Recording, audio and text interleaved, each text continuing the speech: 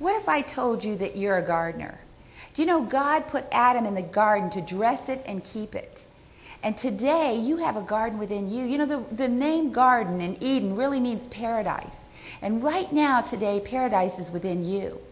And there's a gardener. And that gardener is you. And you are the one that dresses and keeps your Eden. You're either letting weeds grow in your garden, or you're getting those weeds out. And that's what we're going to talk about today. You see, you have the power.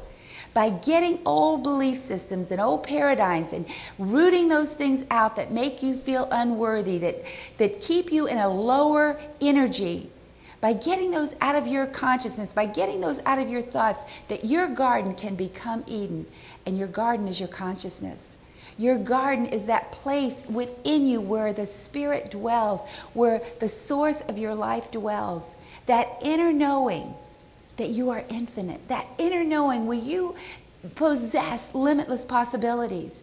And so today we're going to talk about you are the gardener and how to get those weeds out of your garden that it can flourish with the goodness and the power and the authority that's really you've been created to house. So right now we're going to join the meeting. It's called You Are the Gardener, and I'll see you right here afterwards. Can come to earth. Isn't that what it said? So where it has to be changes is the changes in your heaven.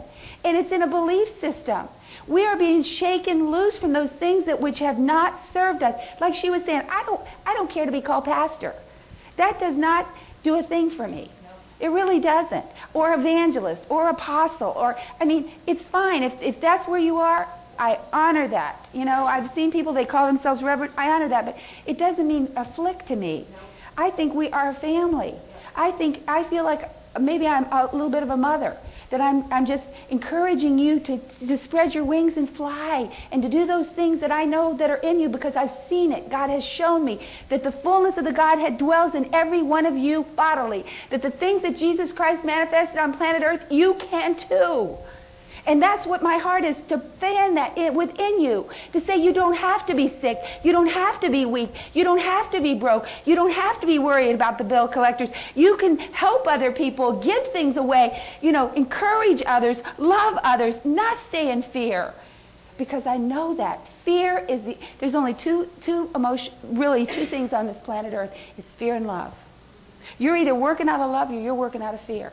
And most of the people that are working out of fear are crying for our love. They need that love. And I love that. It is the truth. It's fear or love. Those are the two things that we're working out of. Those are things that we can ask ourselves. You know, I heard somebody say this week, you know, when you get into fear, you can ask, am I safe in this moment?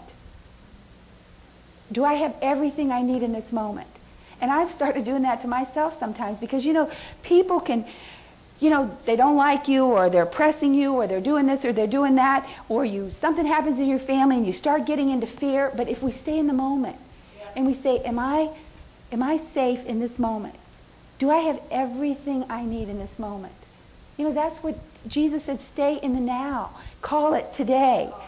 But anyway, I just wanted to share with you, well, you know, it's almost 12 o'clock, but I'll do this another time. But really, the things that I've been trying to say about the belief system are that Jesus Christ, the first Adam was a gardener. And I'll just say a little bit of what I was going to say. It said that we are to dress and to keep our garden. Doesn't it say that? And the garden is not out there. Your garden is right up here. You've got something that you have a power and authority to do, and that is to dress and to keep your garden. And I believe Jesus Christ came to planet Earth, and he showed us how to do it.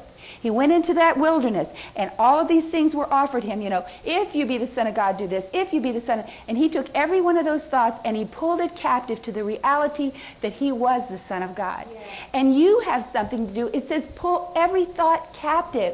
Remember the wheat and the tares?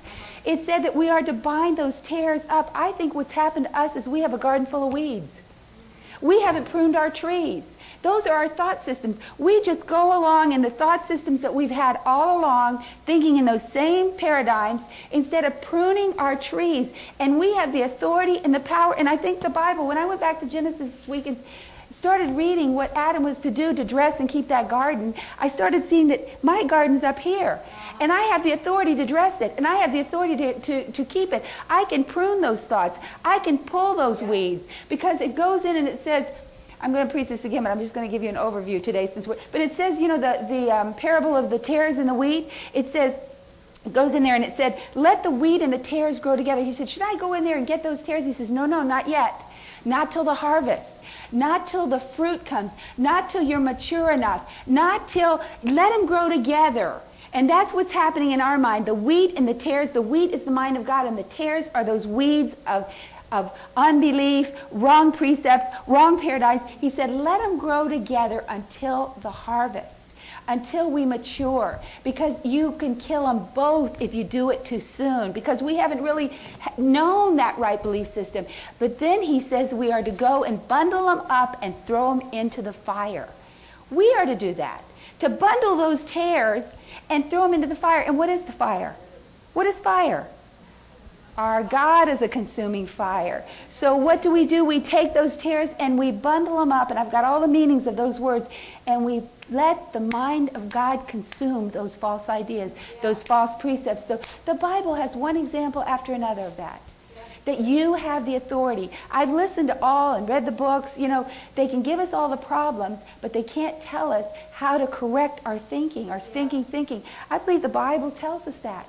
I really believe the Bible shows us way to capture those thoughts and take all into captivity.